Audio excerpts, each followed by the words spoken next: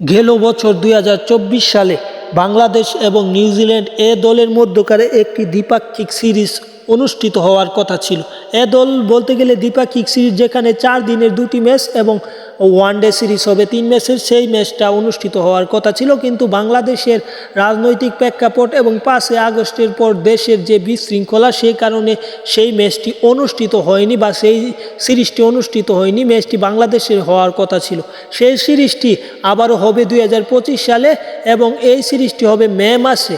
আজ আমরা জানবো সেই সিরিজটির দু দলের যে ওয়ানডে সিরিজ হবে সেই ওয়ানডে সিরিজের সময়সূচি, বাংলাদেশ এ দল এবং নিউজিল্যান্ড এ দলের মধ্যকার ওয়ানডে সিরিজের সময়সূচি। আগামী 5 মে শুরু হবে এই সিরিজের প্রথম ওয়ানডে, যেখানে 3 ম্যাচের এই সিরিজ 5 মে সিলেটে প্রথম ওয়ানডে দিয়ে শুরু হবে এবং একই মাঠে 7 মে সিরিজের দ্বিতীয় ওয়ানডেতে মুখোমুখি হবে বাংলাদেশ এবং নিউজিল্যান্ড এ দল। এবং সিরিজের সর্বশেষ ম্যাচ সেটা অনুষ্ঠিত হবে এই সিলেটে। এই ম্যাচটা 10 মে অনুষ্ঠিত হবে, যেখানে সিলেট আউটার স্টেডিয়ামে অনুষ্ঠিত হবে এই ম্যাচটা।